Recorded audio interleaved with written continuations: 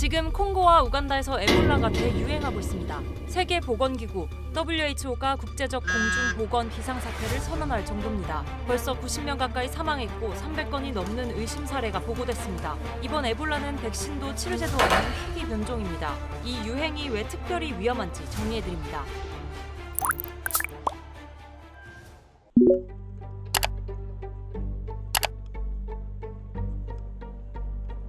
먼저 이번 유행은 우리가 아는 그 에볼라가 아닙니다. WHO가 확인한 바이러스는 번디부교형입니다. 에볼라라는 이름은 같지만 종이 다릅니다. 흔히 알려진 자이르형과는 완전히 다른 바이러스죠. 왜 이게 문제일까요? 현재 전 세계에 비축된 에볼라 백신은 자이르형 전용입니다. 미국 FDA가 승인한 치료제 역시 자이르형에만 효과가 있습니다. 즉 이번 유행에는 쓸 수 있는 백신도 치료제도 없다는 겁니다. 번디부교형은 2007년 우간다에서 처음 발견됐고 2012년 콩고 민주공화국에서 한 번 더 확인됐습니다. 그게 전부입니다. 역사상 단 2번의 유행 기록밖에 없는 매우 드문 바이러스죠. 그런데 이번이 3번째 유행입니다.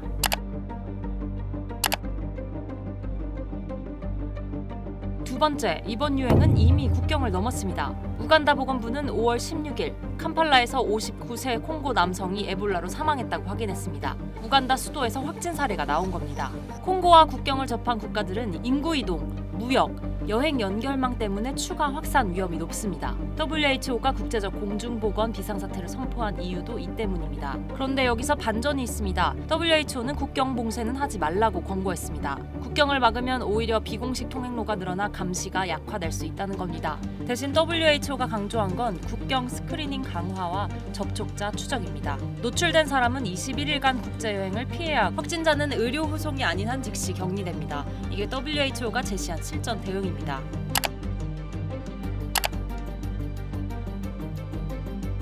세 번째, 이번 유행은 최악의 장소에서 시작됐습니다. 발원지는 콩고 이투리주의 몽왈루라는 금광 도시입니다. 광산 도시는 사람들이 끊임없이 드나듭니다. 일자리를 찾아온 외지인, 광물을 사고 파는 상인, 국경을 넘나드는 노동자들. 이들은 증상이 나타나도 병원 대신 고향으로 돌아가거나 다른 도시로 이동하고 그 과정에서 바이러스가 퍼지게 됩니다. 실제로 WHO는 이렇게 보고했습니다. 감염자들이 치료를 받기 위해 다른 지역으로 이동하면서 세계 보건구역으로 확산됐습니다. 게다가 발원지인 이투리는 2021년부터 군 장성이 통치하고 있는 전쟁터입니다. WHO는 이런 환경도 이번 유행의 위험 요인으로 꼽았습니다. 2018년에서 2020년 콩고 에볼라 유행을 분석한 연구에 따르면 유행 지역에서 분쟁 사건이 후반기에 평균 2.75배 증가했습니다. 치료센터가 공격받고 주민들이 의료기관을 불신하면서 접촉자 추적이 무너졌습니다. 에볼라는 생물학적 위험만이 아니라 정치적, 사회적 위험이기도 합니다.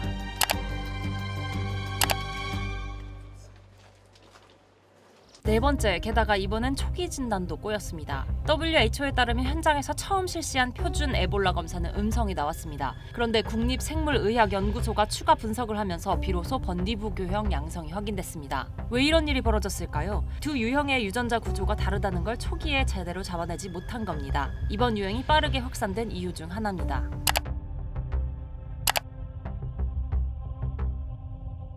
다섯 번째, WHO는 왜 국제적 공중보건 비상사태는 선언하면서 팬데믹 비상사태는 아니라고 했을까요? WHO는 이번 사건이 팬데믹 비상사태 기준에는 아직 미달한다고 밝혔습니다. 하지만 동시에 이렇게 경고했습니다. 현재 감염자 수와 지리적 확산 범위에 상당한 불확실성이 있습니다. 즉 지금 보고된 88명 사망과 300건이 넘는 의심 사례는 빙산의 일각일 수 있다는 겁니다. 그렇다면 왜 팬데믹은 아닐까요? WHO의 판단은 이렇습니다. 이 유행은 아직 전 세계 일반 대중에게 광범위한 위협은 아니지만 지역적 국경 간 공중보건 사건으로는 충분히 심각하다는 겁니다.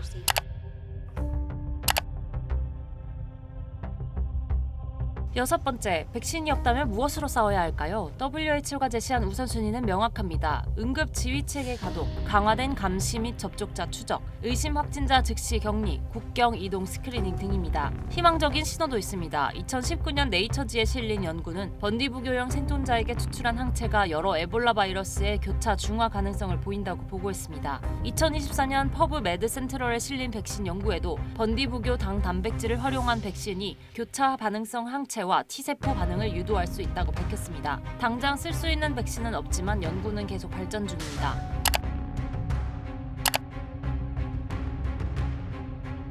7번째, 이번 유행에서 이미 4명의 보건의료 종사자가 사망했습니다. WHO는 이 점을 매우 우려하고 있습니다. 왜일까요? 과거 에볼라 유행에서 의료기관 내 전파는 유행 증폭의 반복 원인이었습니다. 에볼라는 혈액, 구토물, 설사, 땀 같은 체액을 통해 전파됩니다. 증상이 나타난 뒤에야 전염력이 생기지만 일단 증상이 시작되면 전파력은 매우 강합니다. 잠복기는 2일에서 21일까지입니다. WHO가 밝힌 번디부교용 치명률은 평균 30%에서 50% 사이입니다. WHO는 의료기관별 보호구 사용, 체열, 검체 운송, 사망자 처리 등을 신속하고 정확하게 해야 한다고 강조했습니다. 백신도 치료제도 없는 이 유행의 끝은 어딜까요? 확실한 건 이제 에볼라를 아프리카의 먼 이야기로만 봐선 안 된다는 겁니다. 우간다 수도까지 번진 이 유행은 희귀 바이러스도 국제 비상사태가 될 수 있음을 보여줍니다. 지금 필요한 건 과도한 두려움이 아니라 정확한 진단, 신속한 격리, 국경 간 협조, 지역사회 신뢰입니다.